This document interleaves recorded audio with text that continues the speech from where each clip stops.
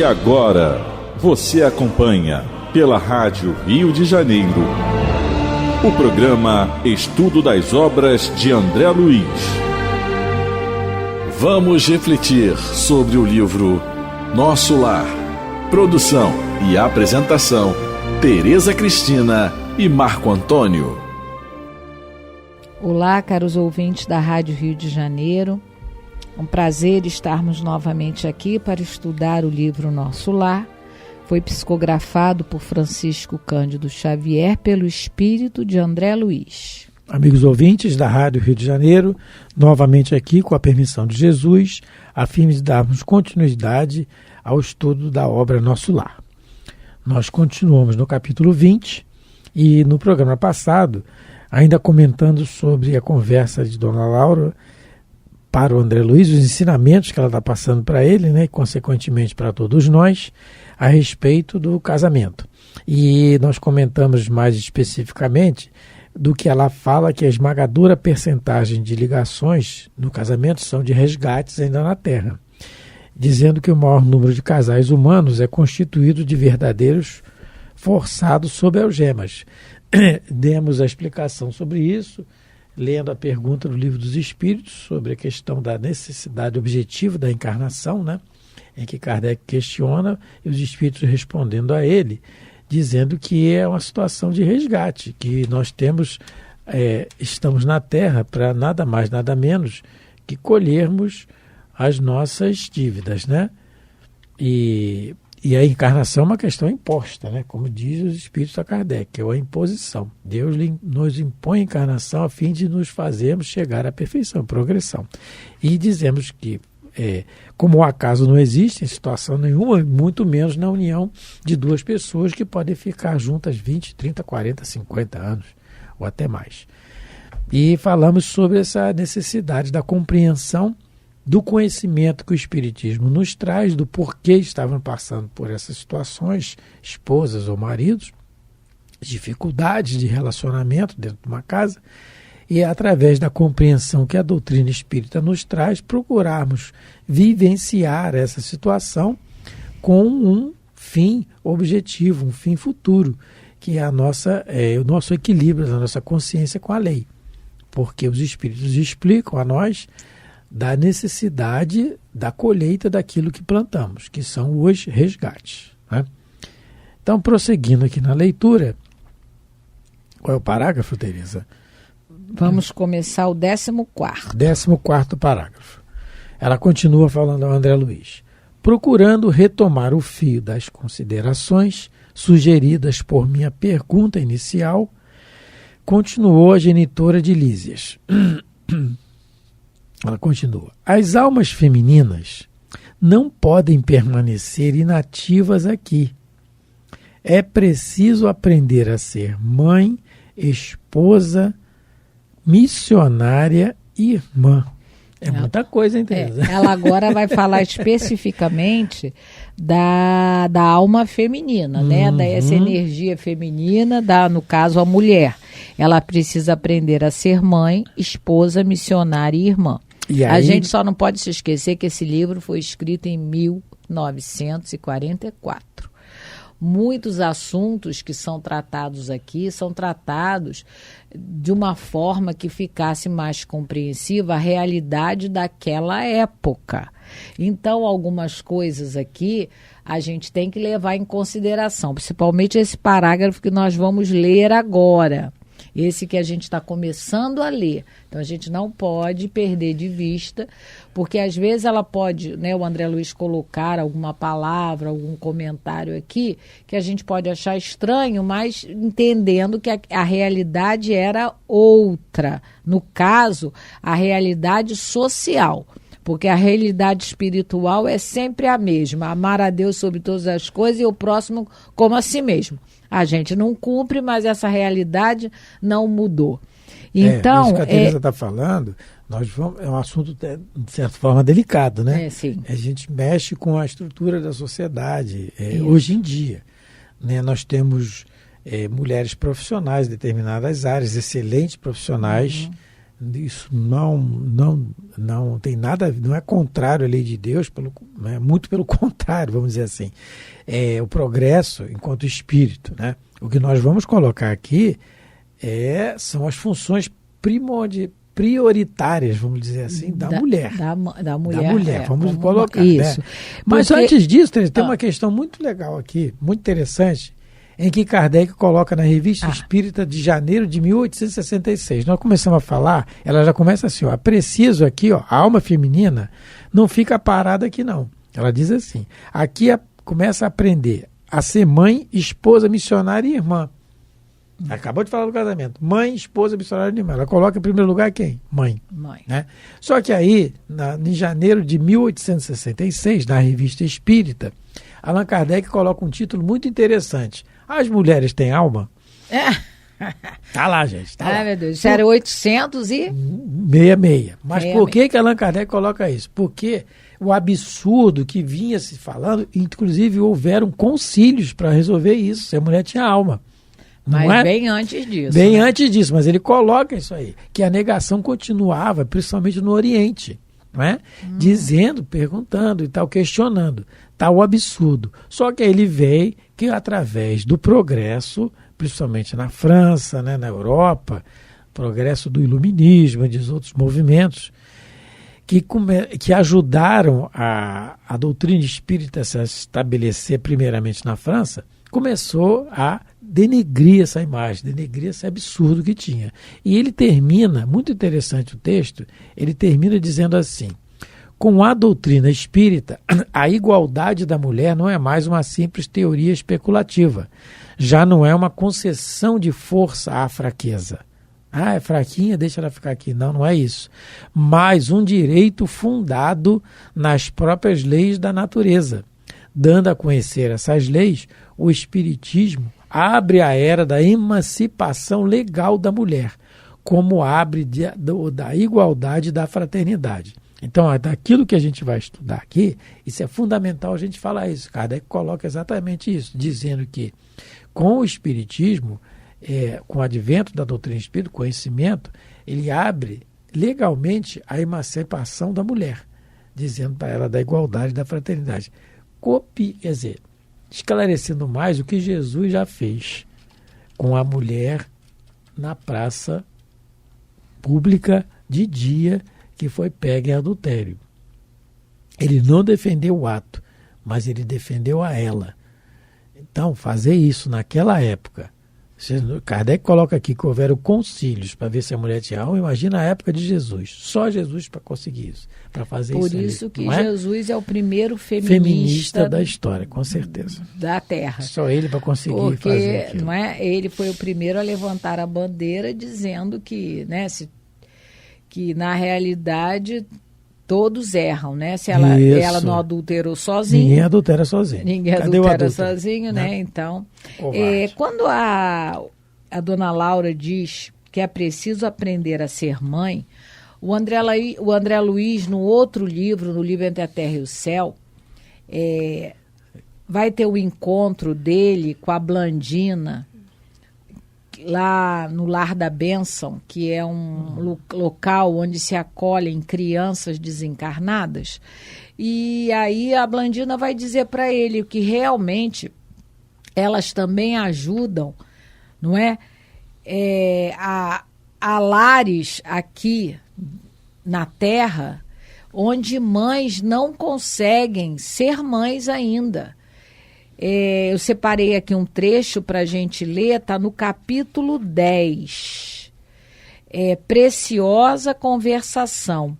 A Blandina vai explicar para o André Luiz que muitas das vezes eles recebem pedidos de ajuda aqui da Terra porque tem crianças sofrendo não só maus tratos físicos de mulheres que ainda não aprenderam a ser mãe, mas também maus tratos morais. Eu vou ler aqui, me permitam, um pedacinho do capítulo 10 do livro Entre a Terra e o Céu. Aqui explicou Blandina. Blandina é um espírito feminino que toma conta de algumas crianças. Ela e a avó dela, Mariana, lá no Lar da Bênção, que é um instituto que cuida de crianças desencarnadas, ela vai dizer para o André Luiz assim: recebemos muitas solicitações de assistência a benefício de pequeninos, crianças, ameaçados de frustração. Temos irmãs, quer dizer, mulheres, mães, né? Que por nutrirem pensamento infelizes envenenam o leite materno, comprometendo a estabilidade orgânica dos recém-natos. E olha só, como o assunto é sério. Como a dona Laura está dizendo aqui, é preciso aprender a ser mãe. A gente vai para o mundo espiritual, aquelas de nós que não conseguimos completar a nossa missão, porque a maternidade é uma missão e é a mais importante na Terra, é ser mãe, a gente vai precisar aprender a ser mãe. E ela aí continua: vemos casais que, olha a importância aqui do relacionamento entre os cônjuges. Vemos casais que, através de brigas incessantes, projetam raios magnéticos de natureza mortal sobre os filhinhos tenros, arruinando-lhes a saúde. Olha só, e a gente, olha que pontuação o André Luiz está fazendo para a gente.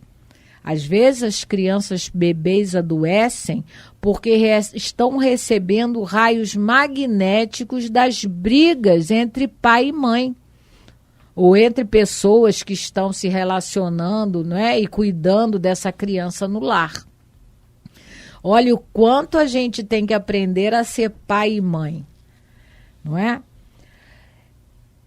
Arruinando-lhes a saúde. E encontramos mulheres invigilantes que confiam o lar a pessoas ainda animalizadas, que a cata de satisfações doentias não se envergonham de ministrar hipnóticos a entezinhos frágeis que reclamam desvelado carinho. Em algumas ocasiões, conseguimos restabelecer a harmonia com a recuperação desejável. No entanto, muitas vezes somos constrangidas a assistir ao malogro de nossos melhores propósitos. Então, a gente sabe que a lei de Deus é justa. Nenhuma criança vai nascer num lar desajustado por acaso, mas ai daquele por quem o escândalo venha. Já dizia Jesus para nós: o escândalo é necessário, mas ai de quem dele, né, provenha esse escândalo. Então, precisamos sim de voltar ao mundo espiritual e aprender a ser mãe, como ela diz aqui, a ser esposa, a ser missionária, a ser irmã, porque a gente é um espírito ainda muito inferior.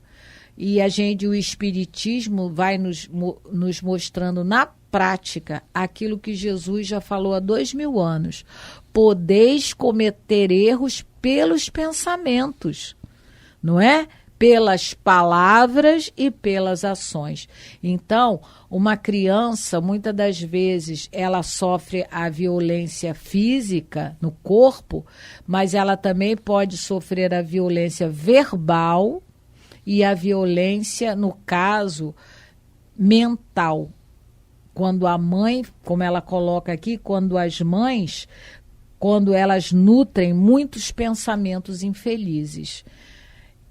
O quanto, não é, caros ouvintes, o Espiritismo nos ajuda a viver melhor, que possamos sempre agradecer a Deus por essa doutrina ter entrado na nossa vida, porque nos ajuda a viver melhor, não nos torna melhor do que ninguém, mas nos ajuda a viver melhor. Ontem mesmo, na nossa casa espírita, a gente estava fazendo uma reflexão. Se o Espiritismo é o melhor remédio para a humanidade, se Jesus falou que ele veio para os doentes e o Espiritismo é Jesus voltando na sua origem, então nós devemos nos apoiar muito. Nós, os espíritas, devemos nos apoiar muito no espiritismo, tentar colocar, não é, o espiritismo na nossa mente, no nosso coração, porque nós, os espíritas, temos dívidas muito grandes. Somos os mais rebeldes, não é verdade? É só a gente pensar nisso. Se o remédio melhor é o espiritismo, mais forte é o espiritismo, o doente pior que está precisando dele, que somos nós, né? Mas isso aqui é um parêntese para reflexão. Continuando. Continuando, então. Vou repetir aqui o começo, né? As almas femininas... 15º parágrafo. Isso. As almas femininas...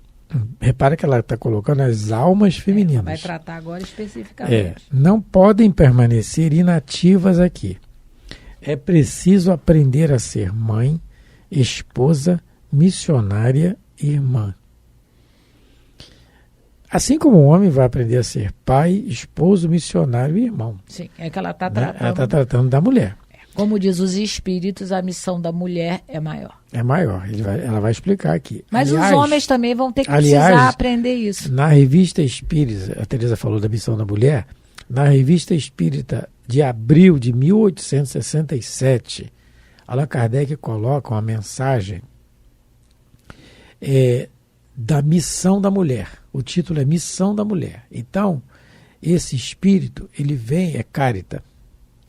É Caritas. Né? Ele vem explicando detalhadamente a questão da missão da mulher na Terra. É um texto muito bom. Vou repetir aqui. É Revista Espírita de abril de 1867. E no finalzinho, ela diz assim: mulheres, sois as companheiras inseparáveis do homem. Com ele formais uma cadeia indissolúvel que a desgraça não pode romper, que a ingratidão não deve manchar e não poderia quebrar-se, porque o próprio Deus a formou. E embora às vezes tenhais na alma essas preocupações sombrias que acompanham a luta, contudo rejubilai-vos, porque nesse imenso trabalho de harmonia terrestre, Deus vos deu a mais bela parte. Então, a base da mulher. Aí ela termina assim: coragem, ó vós que viveis humildemente, trabalhando pela vossa melhora íntima. Deus vos sorri, porque vos deu essa amenidade que caracteriza a mulher.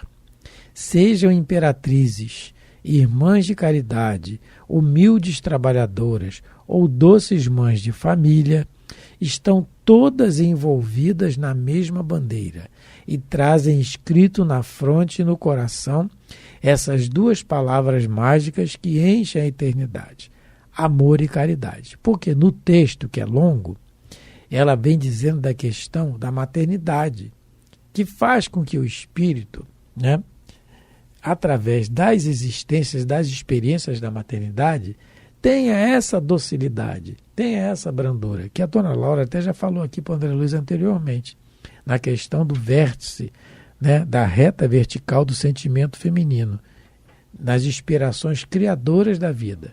Porque a gestação faz isso, o convívio com a mãe. Por isso que ela coloca em primeiro lugar ser mãe. E ela continua então, vamos continuar. A tarefa da mulher no lar, eu já li, né? Mas vou repetir: não pode circunscrever-se a umas tantas lágrimas de piedade ociosa e a muitos anos de servidão. Aí ela está repetindo aquilo que a gente falou. Ela falava de uma sociedade de 1944, exatamente, que realmente a mulher era uma escrava. Mas mesmo assim, hoje em dia... Tinha até aquela música da Amélia. A Amélia que era mulher de verdade, agora, né? Hoje em dia, você está colocando a questão da época. Sim, nós temos que levar em conta. Mas hoje em dia, às vezes, não pode ser levada a conta de servidão a mulher que possa trabalhar fora e chegar em casa e arrumar a sua casa, alguma coisa. Isso não é servidão. Não, mas na época... na época era, né? É isso que eu estou falando. É isso que nós vamos colocar aqui. Ela só tinha a obrigação de servir. Aliás, ela não tinha de direito de dar opinião. É um assunto muito delicado. Sim. Então, só para a gente frisar mais uma vez, nós aqui somos papagaio de pirata. A gente está repetindo o que os espíritos falam. Sim, não é o achismo nosso. Quando for achismo nosso, a gente fala: eu acho que é isso. Mas não é achismo. Mas, numa família antiga, Com certeza, a última palavra era do pai, do pai, provedor. né? A mulher não tinha direito de dar a opinião dela. Aliás, o apóstolo Muito Paulo pelo é um bom contrário. exemplo disso, né? No início, antes, como Saulo ainda, antes de se voltar totalmente para Jesus, né, de vencer aquela luta interna, o livro Paulo e Estevão, obra magnífica, quem não leu, por favor, leia, ele lida com Abigail, a sua noiva amada, de uma maneira. Tudo que ele, como a Teresa está colocando, o que ele falava, ela concordava. Tudo que ele, o detalhe, é muito interessante. A gente até na Casa Espírita fica rindo às vezes quando lê isso. Mas quando ele se volta, então era o machismo em pessoa da época, ainda mais naquela situação do judaísmo. Então, quando ele se volta totalmente para Jesus, ele procura, já na missão, depois dos 6 anos de isolamento, né, 3 anos no deserto e 3 anos como tecelão, ele começa a sua missão, né, divulgação do Evangelho, ele procura a ajuda de algumas mulheres. Lloyd, Ele Prisca, recebe, sim, recebe, e procura e aceita. É outra pessoa. Ele é outra pessoa. Ele é outra pessoa, Sim. né?